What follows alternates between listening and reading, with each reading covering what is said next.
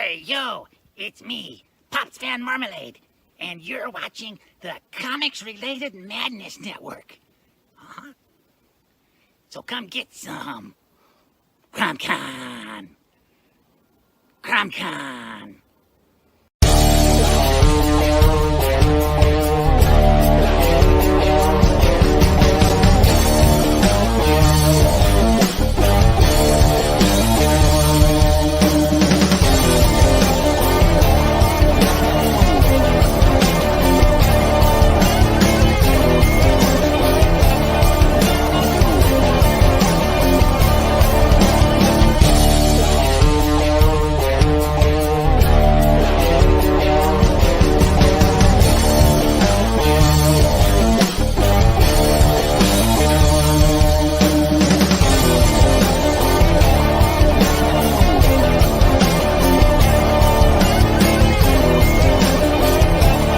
Madness Entertainment Group presents the Madness Comic Network with original programming and additional comic-related content.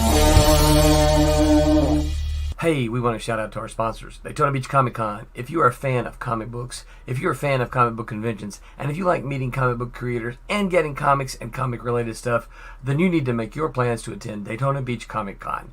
This year's show is September 9th and 10th. Silverline will be there, so you should make your plans to be there too. We'll see you there. If you like comics and find yourself in the Orlando, Florida area, doesn't everyone come to Orlando at some point in time to see the House of Mouse? But when you're here, you need to make it a point to visit Coliseum of Comics, especially the one on East Colonial Drive. They carry Silverline comics, even a limited edition Coliseum of Comics version of our comics. So, when you go, be sure to ask for Silverline Comics and tell them we sent you. OCD stands for Orlando Collector Deviants. OCD, Steve and Trish, they're a family of geeks who promote geek things, particularly those around the Orlando, Florida area. They're big supporters of Silverline, and we think you should be supporters of theirs too. Go give them some love. If you are an independent comic book maker and you need to get your independent comics made, you need to look no further than Kablam Digital Printing. They print our books, and they do a bang-up job. They're not only trusted by Silverline, but many, many independent comic book makers. Head on over to kablam.com and see for yourself just how easy it is to have your comic printed by them. And tell them Silverline sent you. Hi, this is Tim TK, host of That Silverline Show on Tuesday. Join us at 11 p.m. Eastern, 8 p.m. Pacific every Tuesday night as we discuss pop culture and the joys of making comics. Hi, I'm Barb Kelber, co-host of Silverline's Wednesday Wham. Join us each Wednesday night as we discuss comics, literature, movies, and anything else that may catch our attention. I'm Roland Mann, and I host Silverline's Silver Sunday. Join me every Sunday at 8 p.m. Eastern as we make mine Silverline.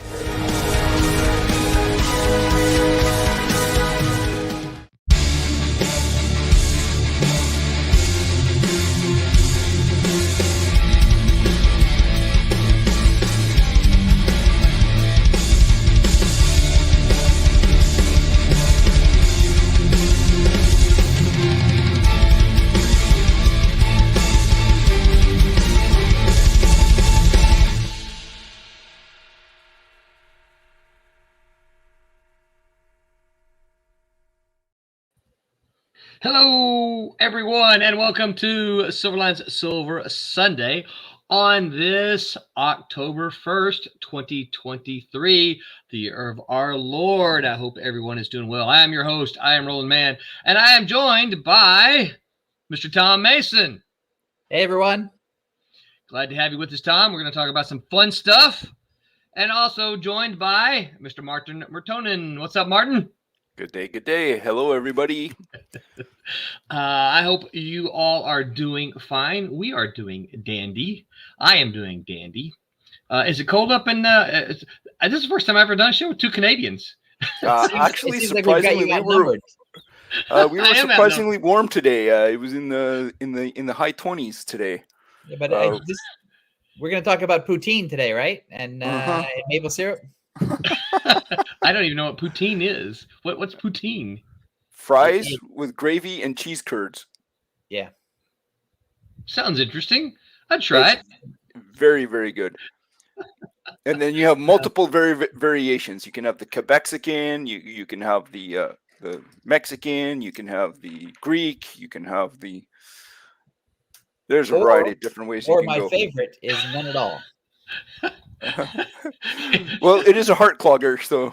That's right. Hey, I guess we got some comments running here. Look at this. First one up here. Vic says, "What's up, Vic?" Actually, no, I'm sorry. Here's Vic's first comment. Buonasera for the first time in a while. Vic, I hope this means you are ungrounded.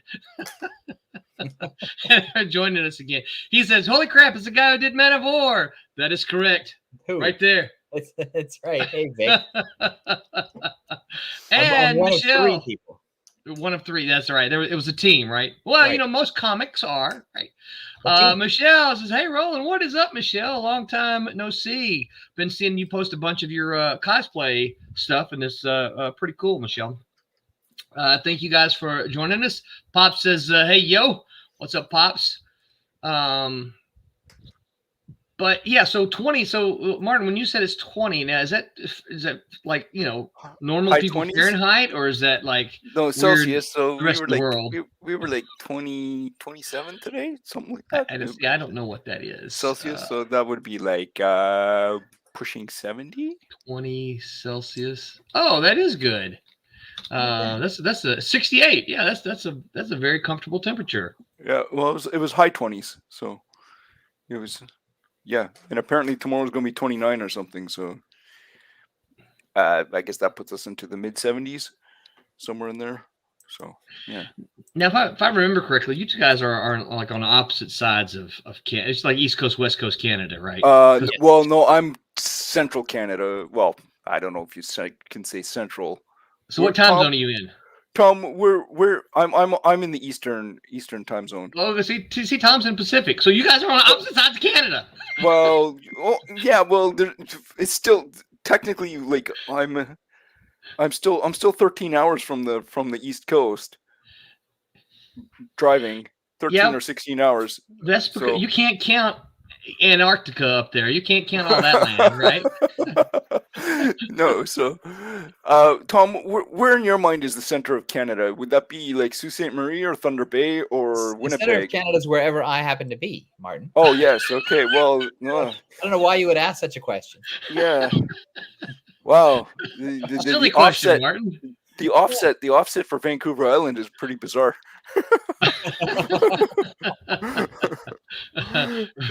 Vic says, "I wasn't grounded. I was dating." So, all right. Well, Vic, you turned 16. Next thing you know, you're going to stop reading comics, and isn't that what Stan Lee said? Yeah, he's gonna buy a car, and he's gonna have to pay car insurance. Right. And it's going to be very expensive because he's Vic's male, so males pay a lot for their insurance. Because we're terrible drivers. It's true. It's because we're terrible, and we want to drive fast, right? We want to drive fast, and we'll take chances. There's really no point in having a car if you can't drive fast. I tend to agree. And so does every driver in Florida, it would seem like. All right, so any news? You guys got any news you want to talk about before we launch into our topic? I haven't seen any pages yet from the thing I'm not supposed to talk about. Not yet. No, not yet. So hopefully at some point we'll bring that up. Yes. Yeah, hopefully, if Mr. Henry Martinez is listening, he'll. I don't have a lighter. I would light one right here and say, "This is right under you, Henry." Right. Tom, I just noticed. I think I see this this neat. That's a Dinosaurs for Hire image over your left shoulder, isn't it? Yes, that is the cover to Dinosaurs for Hire #1 by Brian Carson and Scott Hanna. Sweet. That's the original Scott art. Hanna. Wow. Wow. Very cool. Yeah. All right. I thought I can't. It's a little in the distance for me, but it looks like I can see a dinosaur with a gun there. So all 3 of the original guys. Nice. Very cool. It's one of 2. I think it's one of 2 Dinosaurs originals that I have hanging up. Do you own several Dinosaurs originals? I have the Dale Keown cover to #5. Wow, sweet. And I have what I missed is I missed the opportunity to buy some pages from Mitch Yeah. Back in the day, because I would, it's funny. Maybe you can relate to this. I was so busy making comics, Yeah, that I forgot to actually Buy comics. Well, the artwork would Yeah. come in, and then you'd look at the original art, and you would read it, and you'd get it ready for printing or whatever, and you Yeah. would forget that you could also talk to the artist and actually buy a piece that you Right. really liked. Yeah. And hundreds of pages would go through our offices on a weekly basis, and some of the individual pages would just be fantastic, and you would think, oh, I should get that and frame it and put it on my wall. And then by the time you think that, it's gone. Yeah. And other pages come through, because I would have really loved Aaron Lopresti's cover to Lord Pumpkin #0. Oh yeah, that was a sweet cover. Yeah. And I would have loved the Jeff Johnson, Barb Kahlberg one from Solitaire #1. Oh yeah. I would have really loved those things, and I missed that. Who did the poster? You know what? It's funny. I'm going through a bunch of I ended up with we're not on topic yet, folks, but when we move, moving does this. You know this. Yeah. I see Martin looks like he needs to move. Looking at his bookshelves back there in the back, looks like he needs a move, right? I need to call somebody for you, because that looks like a hurricane went through there. Yeah. But I ended up with about a dozen of those folder boxes, right? Right. Not comic boxes, but you stick your folders in, and I got about a dozen of those. Yes, and so I've decided that probably 10 of those I don't need. Right. But I'm going through them, folder at a time, and you can see, as you can see here. Oh, here's from my most recent, right? All of these are empty manila folders, right? And this is what I've decided to keep out of one box so far. But I ran across, and I was just trying to see if it was right here handy. I ran across the Dinosaurs for Hire poster.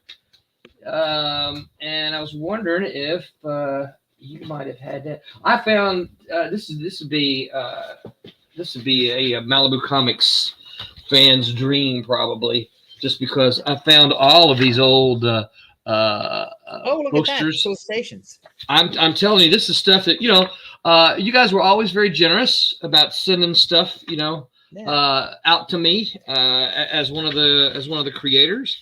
And so I have all kinds of stuff here that, an old Malibu Sun. Before you throw any of that away, let's you and I have a chat, Roland. Okay. All right. I'm working on a project that might require some of these things. Oh, absolutely. Yeah. Of course, I found, Rocket Ranger. There you go. Yep. That was our first exposure to Bob Jacob. Yeah, I listened to your Ultraverse Monthly, you and Dave. Yeah. So it's a plug for those guys. I guess a part 1, and yes. that was pretty funny. The Bob Jacobs talk. It is amazing what time will do, right? Oh my Lord! Look at that. That's the Perez one, isn't it? I think that's Perez and Alvey. Well, there are no creators listed in the tiny type, and I don't. Hold it up. If you hold it up close, I can recognize it. I don't see any. Is it Perez? I don't know. I don't know. I don't know either. I don't think it is.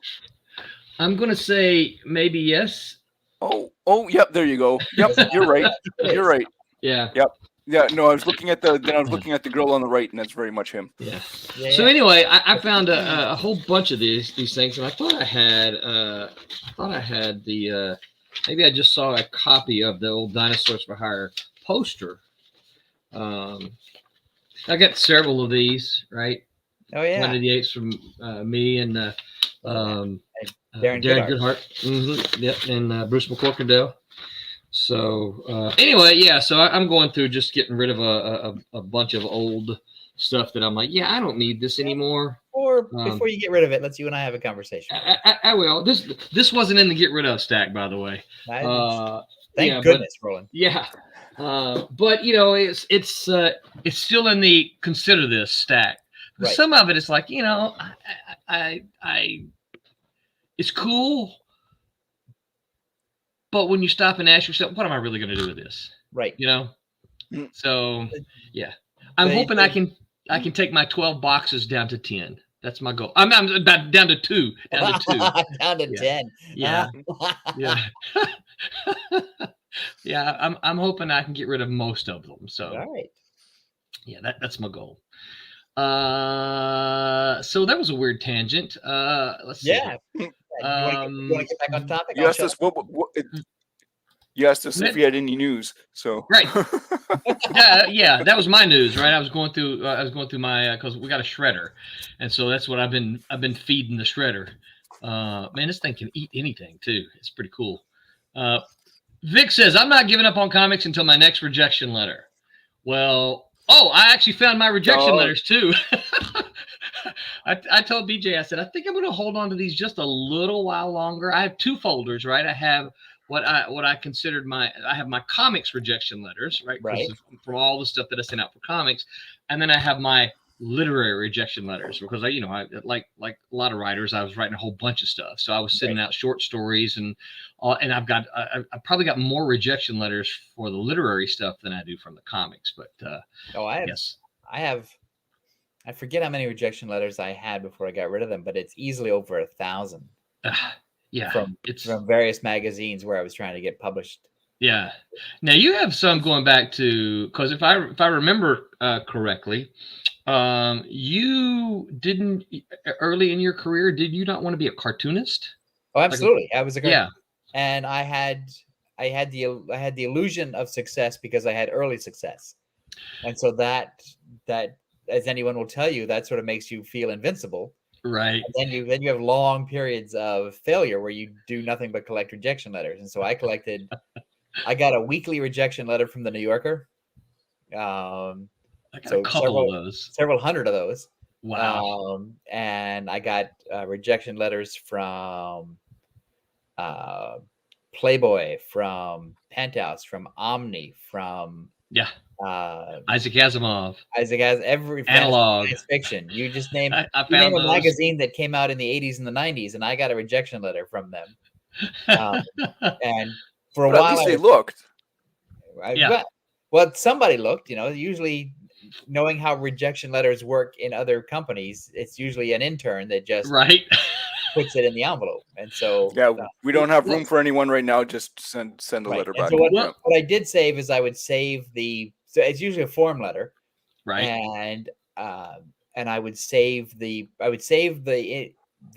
rejection letter that had like a handwritten note at the bottom, right? Yeah, because that was usually from an actual editor, and that would usually say something encouraging, right? And then I would buy into the dream again, and submit the next thing. That's right. Lick that postage stamp and send it in. Yeah. Right. A lot of my stories had the rejection letter with the first page of my story stapled with it, right? So the bulk of the story had been thrown away, but it was just the first page, and then their rejection had been stapled or paper clipped to it. How kind of them to save the one page. Right. Yeah. So I guess I couldn't recite it. Yeah. So all right. So this is the second time you said that, Martin. So having been an editor, what I usually tell folks when they talk about submitting stuff, and I say, here's the thing you got to keep in mind, is that editors are not really looking for a reason to say yes to you.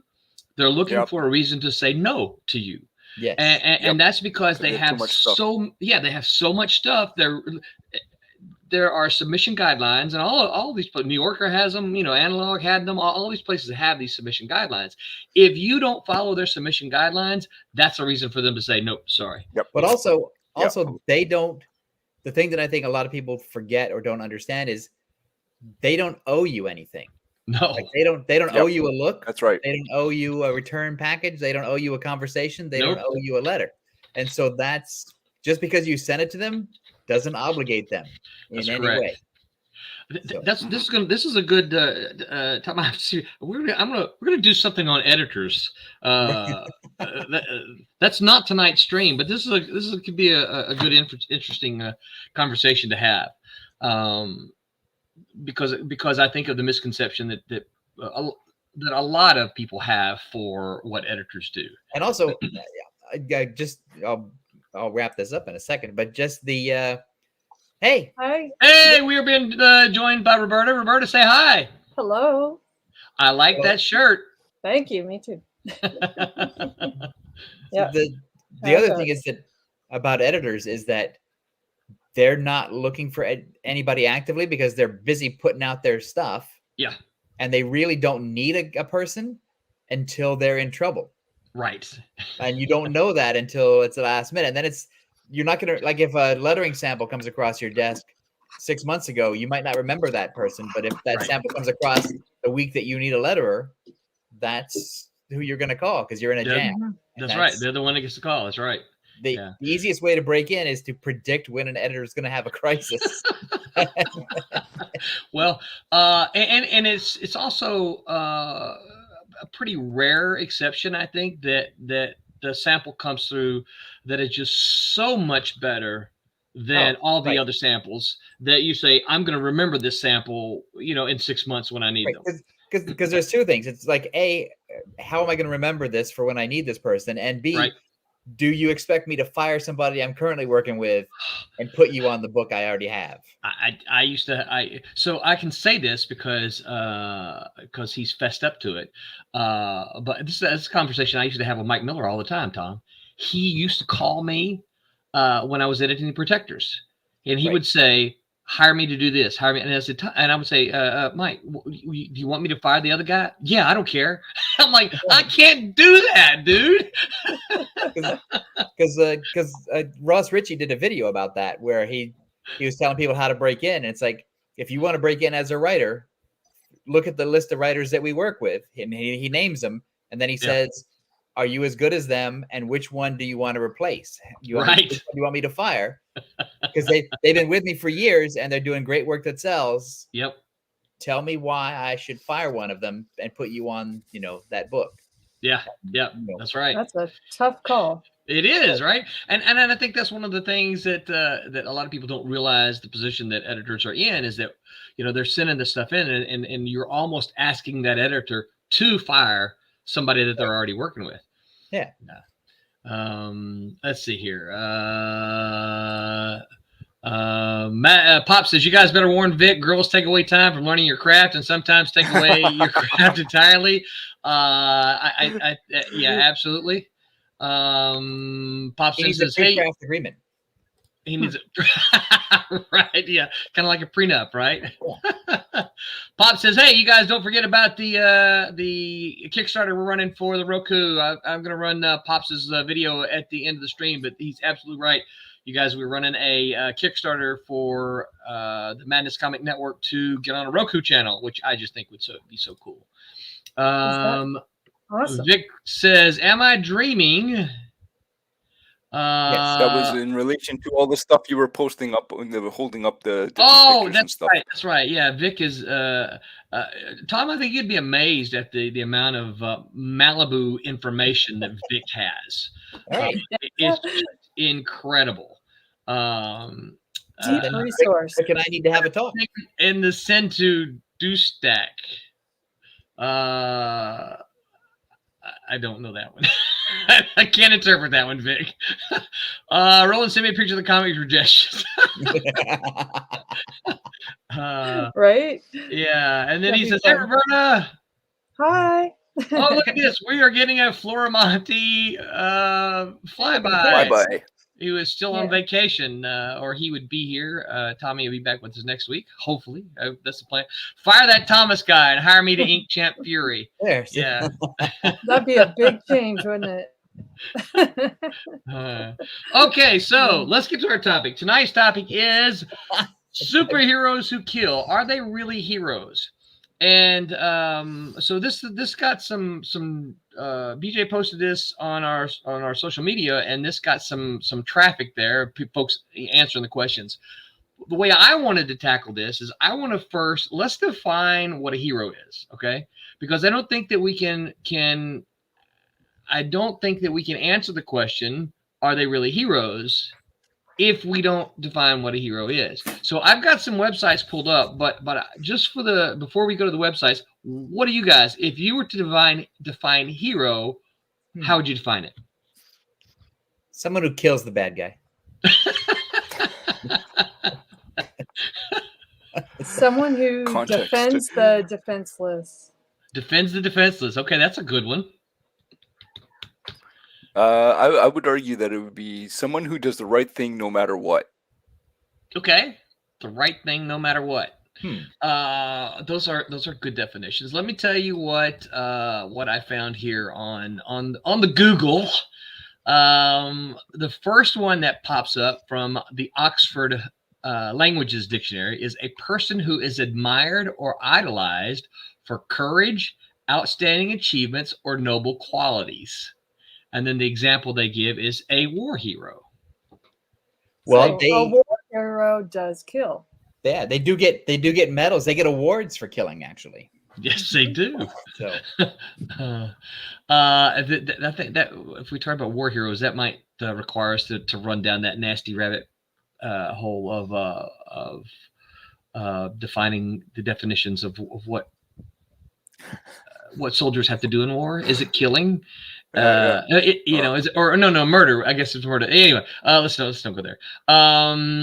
So the question here for the Collins Dictionary says, what makes a person a hero is that most suggest the definitions that heroism involves pro-social, altruistic actions that involve an element of personal risk or sacrifice. So like when the guys drop down on the rope from the helicopter and rescue somebody from a raging river or from the roof of their house. Right. So those are heroes, but that's a different kind of hero than, say, Batman. Yes. Right. And we frequently hear, and particularly in today's day and age, of the first responders as being, heroes. Those are the ones who often put themselves into potentially personal danger and take that risk. And this is one of the things I've always thought about. I know a lot of you guys, we like Spider-Man. One of the things I always liked about Spider-Man is that's one of the things that you could frequently see Spider-Man do, is that he would sacrifice something personal for the greater good. Yes, right? He would always give up his girlfriend Yeah. or his relationship in order to save the world from Electro or whatever. Right. And or to get the newspaper. He would always put his personal life on hold in order to do the right thing. Yeah. Yeah. And as fans, right, as readers of that, we were always like, oh no, I want him to get Gwen Stacy. I really want him to go, but that's the right thing to do. He's got to go stop Doc Ock, right? And right. But you're always cheering for him because you wanted him, because you liked Peter Parker, so you wanted him to achieve that personal happiness. But you could see him making that personal sacrifice for the greater good. Well, it is Dr. Octopus. It is Dr. Octopus, yeah. I also think and I didn't find this in any of the definitions. This was just a quick look. But I think a hero is someone who is able to do things that, and I don't mean superhero here, but I think it's someone who is able to do something that, quote unquote, normal people don't do. Tom, you mentioned guys who come out of the helicopters on a rope. I don't do that. Right. I'm a fourth responder. You see what everyone else is doing. That's right. And then I sip my coffee and I look at the scene and I go, well, they don't need me. Right. I'm the hot dog guy. Right. See, all you first responders, you need hot dogs. Right. Here's some warm blankets. Here's some toast. Right. Yeah. So that would be kind of one addition that I think that a definition of a hero needs is someone who does take that risk, and does things. And they don't have, they can be but you know, they don't have to be, but they do things that normal people won't do. Okay, is that kind of a consensus? We all kind of ish. Yeah, but then yes, but the more you think about it, the more you start to shade that. Right. Because you know who in the movie Shane. Uh-huh. You know, Shane kills, come back. Yeah, Shane kills the bad guy, who is terrorizing the family, and so is he? He's a sort of a reluctant hero because he doesn't want to do it. And then in almost every John Wayne movie, his solution is to fill somebody full of bullets, and so that's it's a solution, and it does it make him? He certainly eliminated the bad guy and eliminated the threat. Does that make him a hero, or is that just part of the cowboy mythos? And that has gotten us right into the gist of the question here. Are they really, if they kill, are they really heroes? And we're talking about superheroes now because we're doing comics. I guess we could talk about anybody in a comic. But is if they kill someone, does that disqualify them from being a hero? I'm going to say no. Okay. Reasoning? Because at least in fiction, the people that we think of as heroes often kill people. Yeah. And I think where it gets blurry is there are some characters like Superman or Batman where traditionally we think of them as not killing their enemies. And then there are other characters like the Shadow, who is just as happy to have 245s filled with bullets, and then 10 seconds later, Punisher. bullets left. And so, but is the Shadow a hero? He's certainly stopping bad guys. Yeah, and he stops them in a way where they're not really coming back. They're stopped. They're stopped for good. And people do go like, "Yay, Shadow!" And so so. But I remember in the Superman movie where he snapped he snapped that guy's neck. I mean, that was a shock to people because it's generally perceived that Superman is not the person. Yeah. Kills. And you've probably seen enough of the interwebs to know that was a pretty contentious act. Is it a lot of people thought, no, that's not the way Superman should be. That crosses the Superman line. Right. Yeah. And so I think so some of it is expectation. Like we expect John Wayne to shoot the bad guy. Yep. We don't expect Superman to take essentially what is the easy way out for him and snap a guy's neck. Right. And so it's somewhere in the middle of all of that is your hero definition. It's a big range. I think context matters. If you have stories where a hero or someone who's a superhero is just willfully killing for the sake of killing, then they lose their status because that's just not particularly heroic. Something in heroism is protecting life, as far as I can tell, or as far as I would think. But can a superhero kill? Again, so it would depend on context, right? What is the context of the story, and what would be the justification for that action? Well, I have a question here. Go ahead, ask it. So, what is that line if the hero enjoys the process of getting rid of the bad guys? Well, he's now taking care your moral of dilemma. Yeah, he's taking care of innocent people. He's helping out, but he's got some personal demons to deal with, and it just kind of works for him or her. So is this a Punisher kind of thing? Sure, well, or Batman or anyone. Yeah, I would say those are the easy ones to go to. Because let's stick with Punisher for a minute. So Punisher, doesn't kill because he has to, right? Right. He's driven to it. He's driven to, right? It's a revenge for Punisher, right? Well, I mean, I think he's avenged his family several hundred times by now. Well, I guess that was the question I was leading up to. So he revenged his family initially, right? He killed the folks that were responsible. So, but he didn't stop. He kept going. So, and he kills. So, is he really a hero? Well, again, this is where context matters, right? So now you have a story of this guy who is fighting a war, or at least in his mind, a perceived war. And if those other people are at war with him, then one could argue that well, because there's a war in place between these two factions, he has every justification or right to do his deeds. One could argue that position. Is that what you're arguing? I'm not necessarily, but I'm saying that it could happen. So Martin is pro Punisher. So,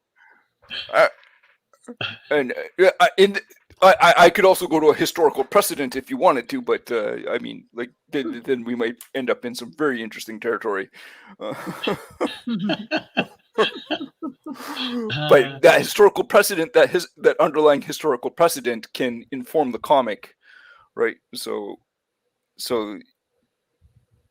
but then it would be a matter of, okay, well, the writer would then have to restrict the character to within that confine of, okay, so long as he's within the war that he's in, then it's fine.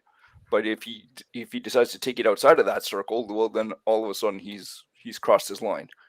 Well, the thing about the Punisher is that it's once he's avenged the death of his family and killed those people responsible, you still want to publish the Punisher every month.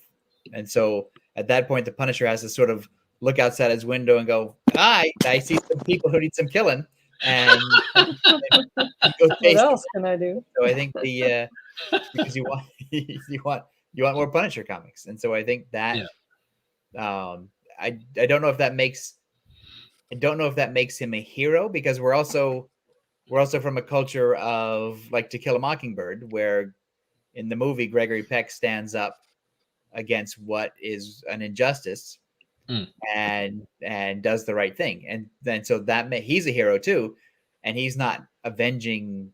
He doesn't have 2 6-guns, right? Mm-hmm. But he doesn't kill anyone.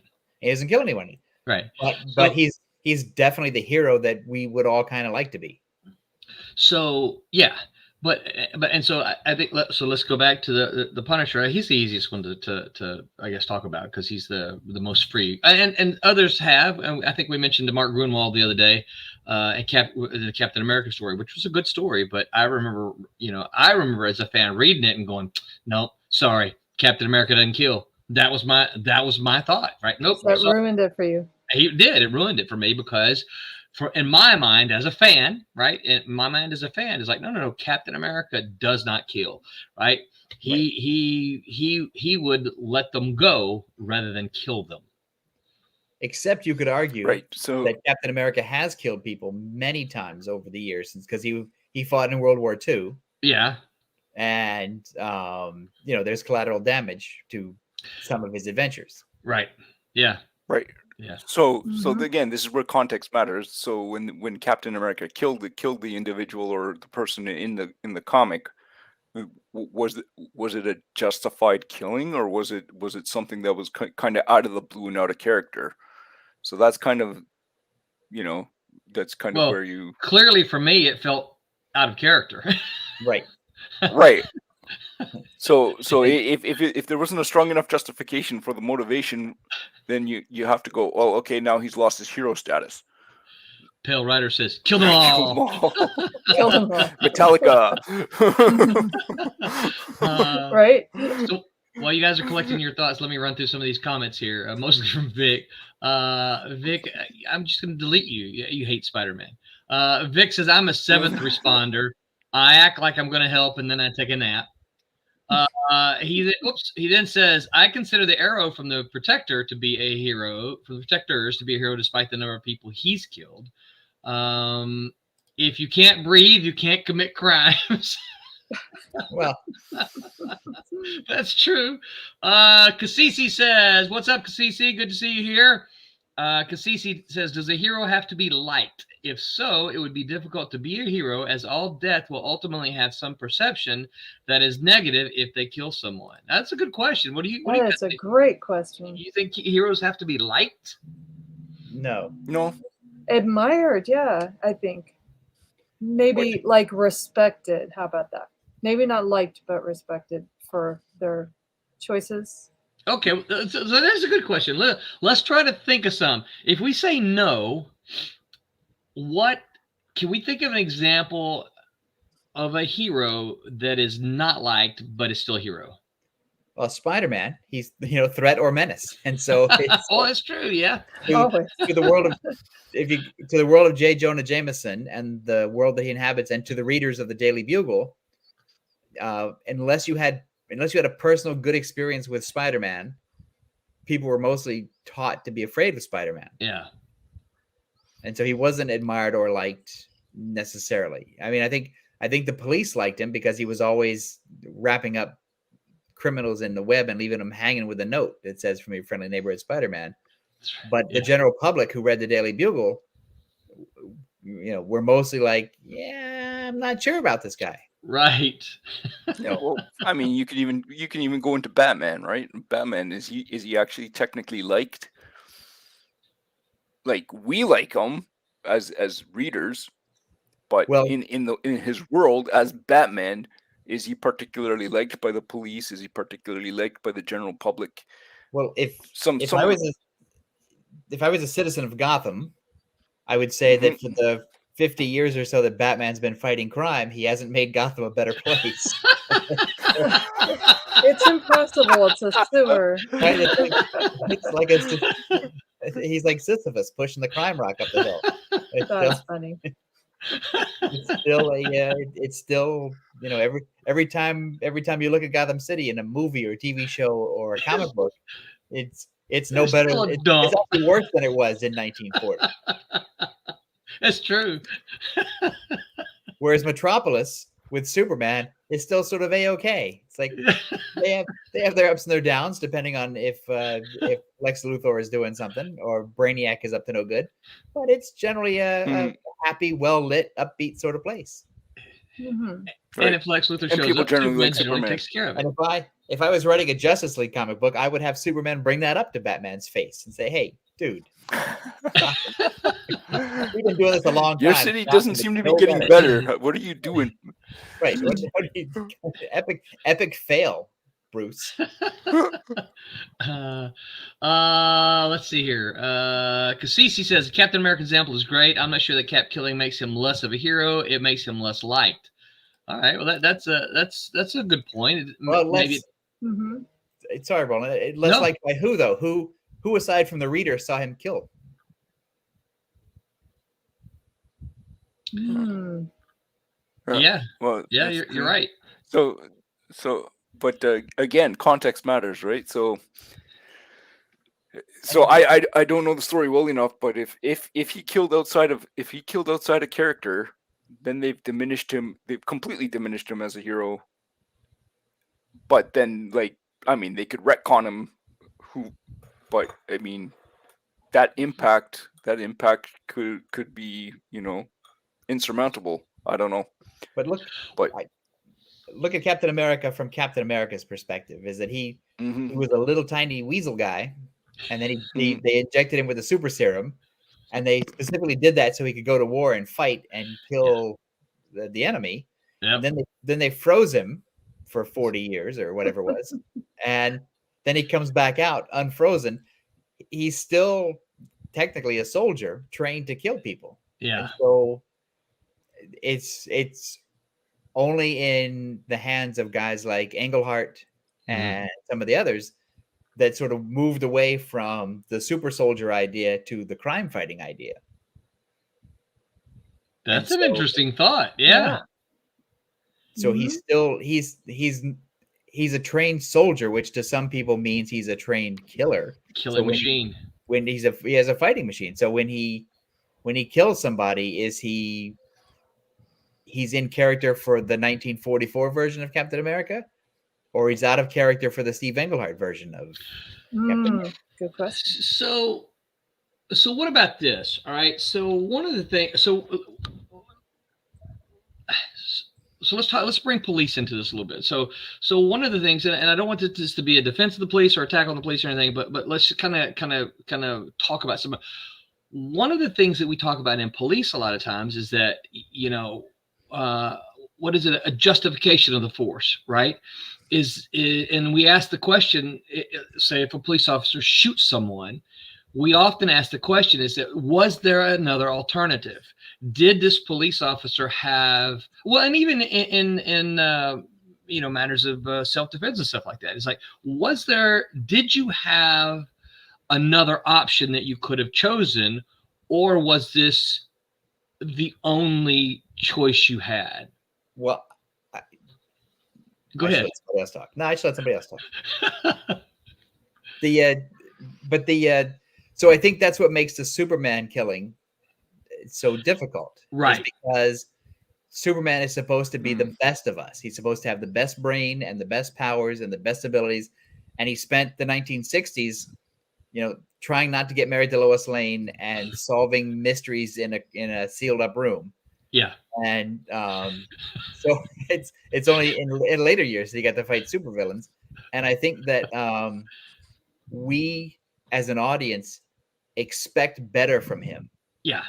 And so we don't expect him to kill somebody, because that's, for him, for the character that we believe him to be, that's such the easy way out. And we would have thought with his giant super brain, right, powered by the yellow sun, that he would have, come up with something better and more fitting, whether it's a Twilight Zone kind of ending, whether it's a twist, or whether it's just a traditional of, I'm gonna freeze you in ice and send you up to the Fortress of Solitude, whatever.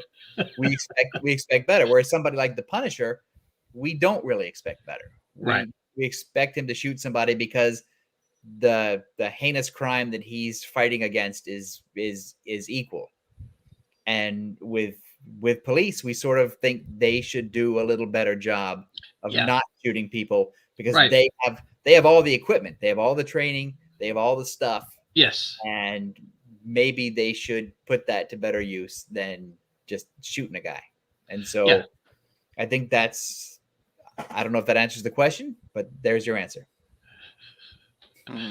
Martin, Roberta, thoughts? Yeah, I kind of agree with him on too many levels to say anything.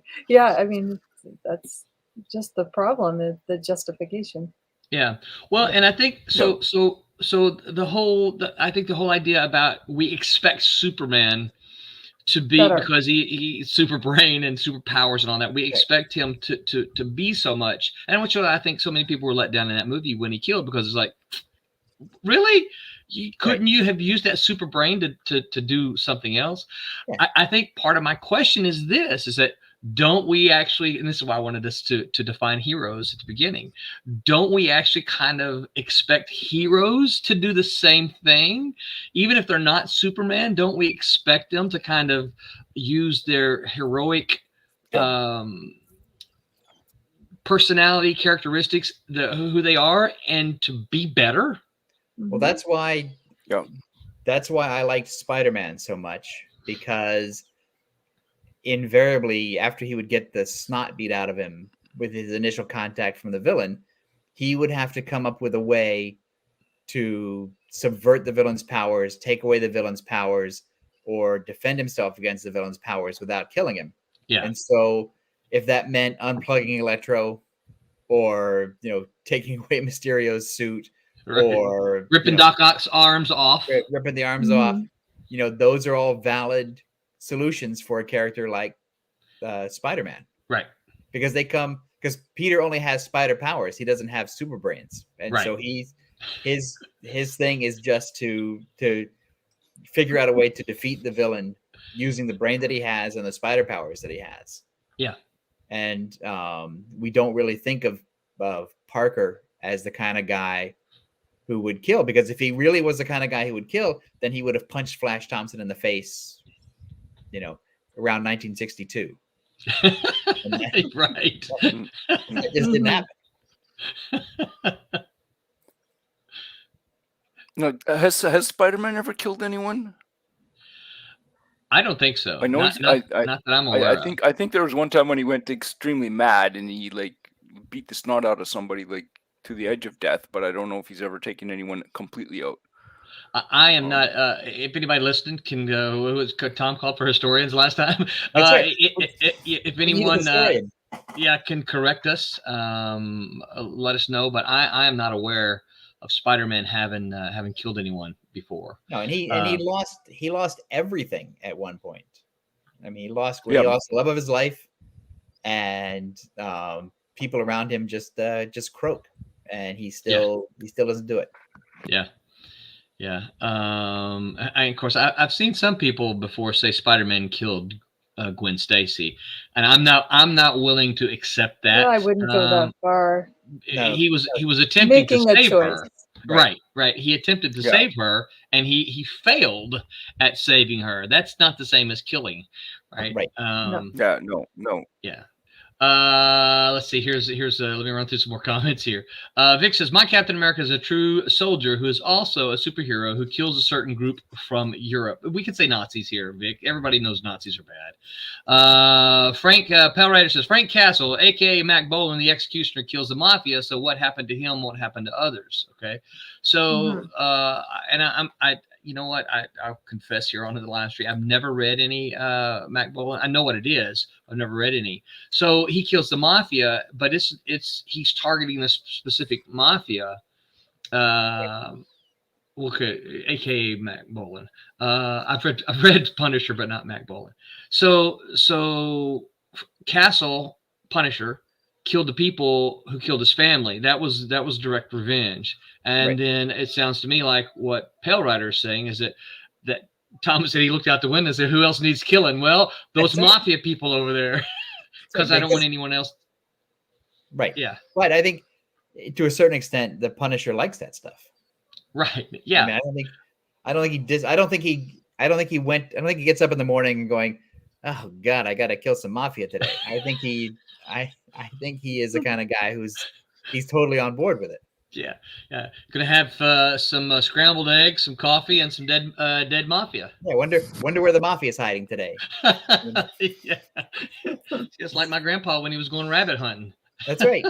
Your grandfather didn't bemoan the fate of the rabbit. No, he did not. Vic says, look how Roland wrote the arrow. He had that woman save the kid. I think that's how the one shot went. I can't remember. Cassisi says, I think in the hero world, there's perhaps a fine line between restraint against a catastrophic threat and cowardice/failure. If a super threat committed to destruction can't be stopped or contained, if the hero did not eliminate the threat, would they still be considered a hero? I think I want to subscribe to Cassisi's context matters. What's that, Tom? Yes, great questions. Yeah, he does. I want to subscribe to his newsletter. So for those for the uninitiated, Cassisi is part of our Tuesday stream team. Oh, there we go. Yep, Cassisi is working on a story. I don't know if he's talked much about it on his stream, on the Tuesday stream, but he is working on a story, a two-parter for Silverline that is going to introduce a new character that I'm very excited about. Done a fantastic job. So I think if he hasn't shown some art, he will be showing some soon. So, is he a hero or a villain? The character he's working on? Yeah. He is a hero. There you go. Yeah. And Cassisi, what makes him a hero? And Wednesday night we'll be trying to script up a hero as well. So you'll have a list of all these questions you have to answer, right? That's right. Yep. So do we have an answer to this question though? If a super threat can be stopped or contained, if the hero did not eliminate the threat, would they still be considered a hero? So if the Avengers hadn't stopped the Jatari in the movie, was that what it was? If they hadn't stopped the Jatari, if they had been defeated, would they still be considered heroes? No, because they weren't even considered heroes when they won. That's true. They were. They have to be victorious, huh? I mean, That's they it. were There you go. considered heroes by the people who individually they saved. Because in the interviews at the end of the movie, there were a couple of characters who just said, including the one woman who just said, "No, they saved my life. I love those guys." And then they go to the government hearing, and it's like, "No, we They're can't. a threat. They're a threat. We can't possibly trust people who are more powerful than us politicians. We need to." Yeah. We need to give them all ankle monitors, and then that's when Scarlett Johansson makes that great speech that says, "Nah, you guys are all effed up." Yeah. Yeah. Well, so if the heroes fail to eliminate the threat, and I would still consider them a hero, because they at least tried, right? So if they tried and did their best to do their job in order to save mankind So or it's save the whoever. sacrifice, right? Right. But it's in the way the world works now, American culture doesn't like a loser. Mm-mm. And so if you fail to do the heroic thing and something bad happens because of it, the media is just as likely to label you a loser as they would, well, he's a hero who tried. Right. And I think that's sure. Yeah. So if you're writing sort of realistic fiction set in the world of today, that's the thing that you would have to address. Yeah. It's not good enough. Right. Yeah. Not good enough. That's it. Yeah. Well, he tried, but it wasn't good enough. Right. Right. That's why I don't know why Batman keeps getting a free pass. Right. Why? Who's getting a free pass? Batman. He gets a free pass. He does. Oh. He does nothing to make his city better. And people love him. So there's a secret, and I don't say this too often because we have so many Batman fans on our team. I'm not a Batman fan. No, come on. The thing is, I'm a huge Batman fan. I love Batman. I am in on for all Nightwing. All Batmans from. I love the Adam West Goofy TV show. I love the Jim Aparo version. I love the Denny O'Neil version. I love the modern version where he looks like he's wearing, football Tactical gear. Yeah. Right. Tactical gear. And because I don't understand how he can move around in that thing. Because it's and I like Kelly Jones's big ears. Right. And I like Bernie Wrightson's one where he has the long cape. I like the Simonson one from the Manhunter stories. I like I even like the Alex Toth one where he's basically just a gray skin suit with a black cape. Right. Yeah. I love every version of Batman, but I think he's Lego Batman. Lego Batman's the best. It is. He is my favorite Batman. If you had told me as an adult that my favorite Batman would be Lego Batman, I would argue with you, but it's true. It is true. The best Batman. Best Batman ever. But yet, if you tell that to a Batman purist, they get a little mad. Oh no, that wasn't serious. And I'm like, who said it had to be serious, right? No, only there's no. Batman is such a definitive character that he can be a funny Batman, he can be a serious Batman, he can be a campy Batman, he can be he can be Lego. But he had all of that in the Lego Batman. He had everything. And Lego Batman really pulls at the heart in a way that 1966 Batman does not. Right. Yeah. Yeah. So I'm going to say something interesting, perhaps, regarding the Batman thing. Is love the character, don't care for his stories, but loved all the ancillary characters around him.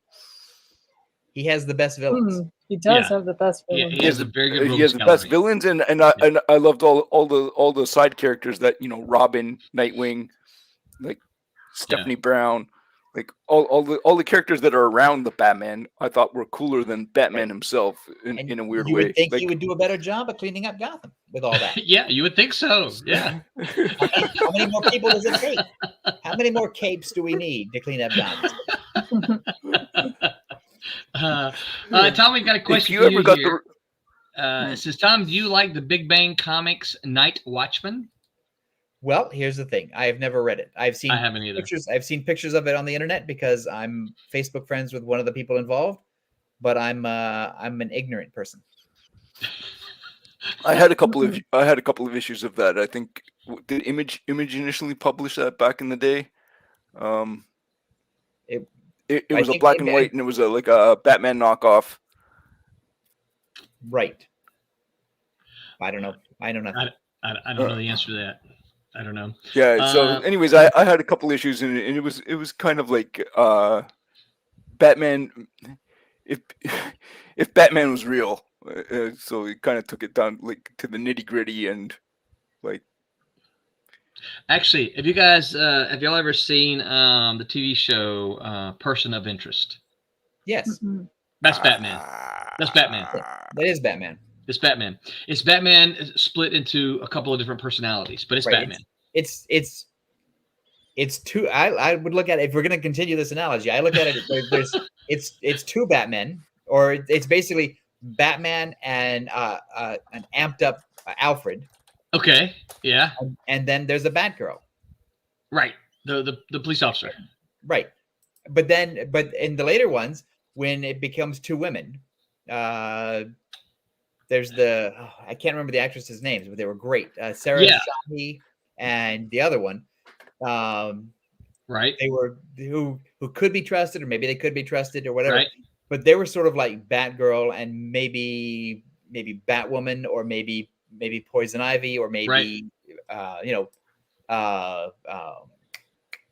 what's the Joker's girlfriend? Harley Quinn. Harley Quinn. They could be one of those people. And so, but it has the exact structure of a Batman comic. It really does. And you're absolutely totally right. Yes. Yeah, I know that BJ and I had watched it, and after in the middle of the second season, I said, this is just Batman. Right. He just doesn't wear a cape. It's the same way. After I watched Die Hard for like the 40th time, I was thinking, Die Hard is a Bruce Wayne movie.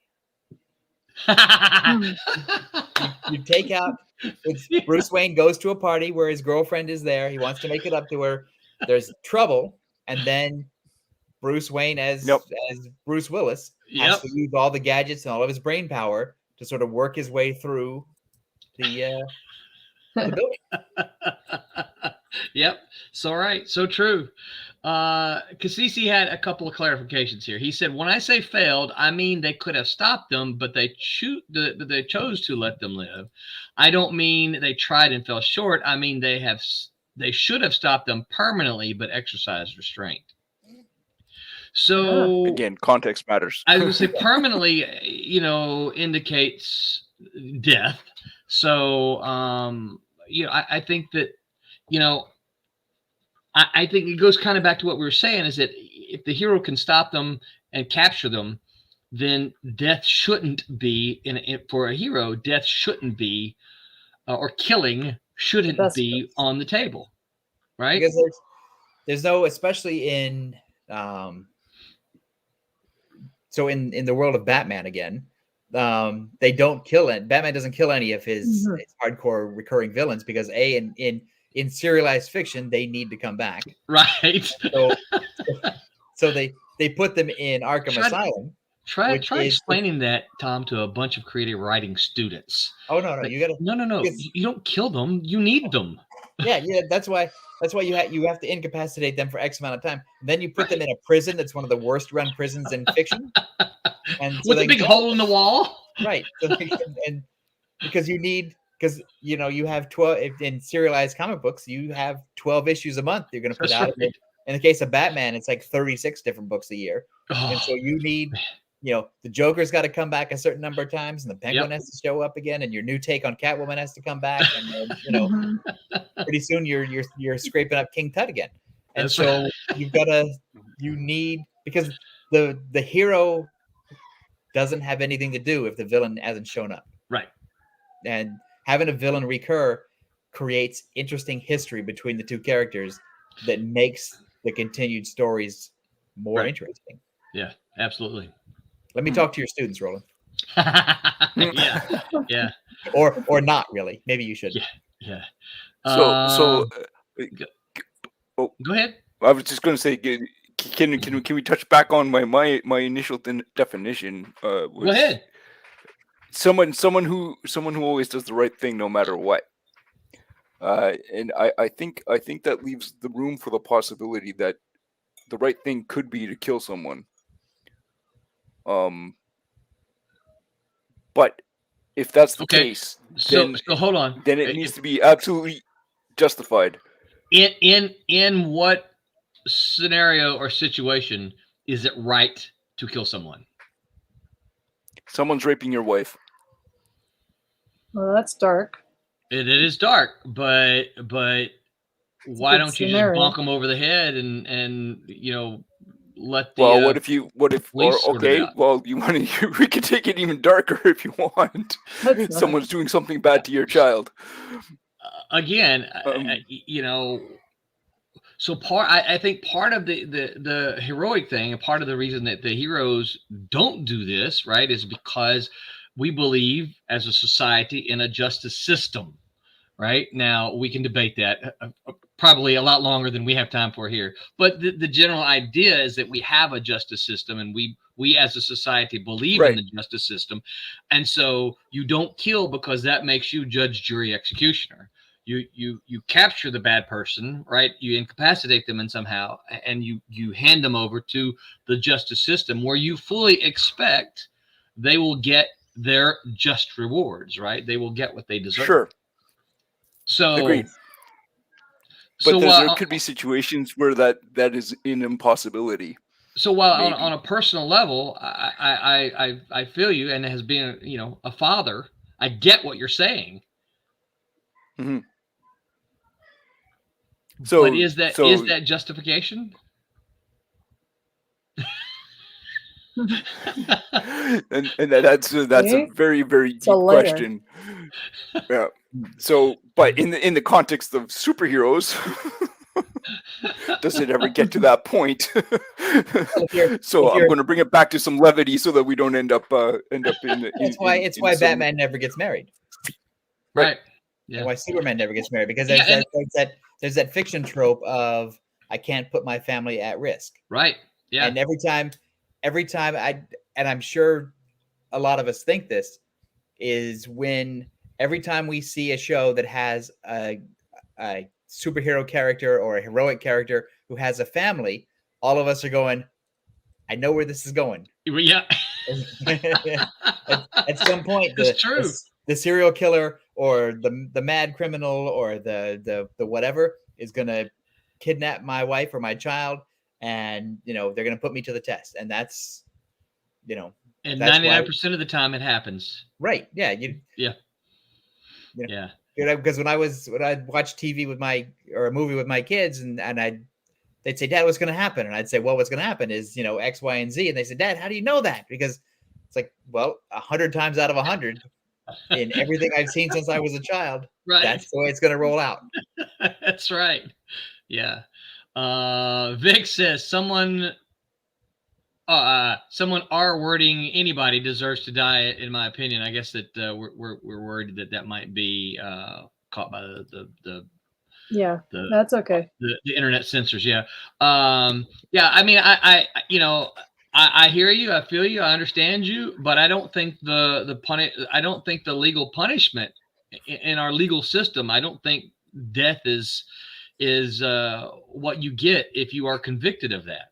Well, this is vigilante answers, Right. Yeah. And so I'm not trying to tell you I don't think that should be. I'm trying to tell you that, right, if this is what the legal system has, then this is what we're kind of have to. I think anyway, we kind of have to answer this by. Also, seriously, look at me. Who am I killing?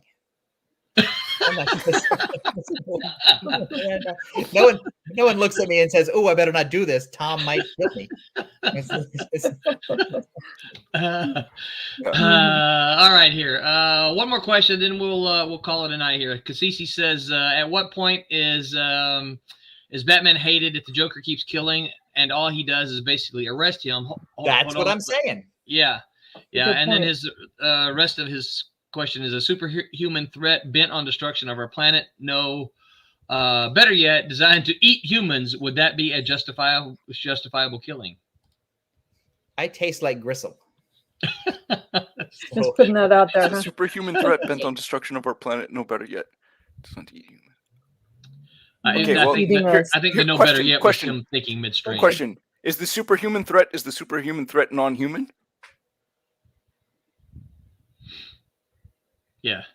If they're non-human, then they don't fall under the jurisdiction of human law. Therefore, anything is allowable. So that's the Men in Black argument, because if you look at the Men in Black movie, they were justifiable in killing the giant cockroach, right? Because the giant cockroach presented an existential threat to the planet. Yes, they did. Because he was leaving with the galaxy that if he had succeeded, would lead to the destruction of Earth. That's right. So in order to get the galaxy back, they had to kill the bug. And they did. And of course, as human beings, we all like to see cockroaches squashed anyway, right? Well, especially ones that as disgusting as that one. Although they'll get the ultimate revenge because they will outlive us all. That's true. That is true. Go ahead, Martin. Fundamentally, this question. And I'll try to be cautious here a little bit, but fundamentally, it's a moral question. Yeah, and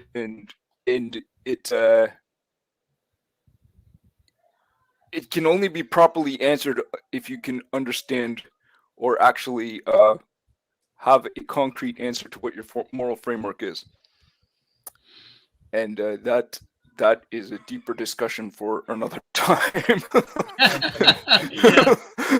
sounds like you also need good legal advice.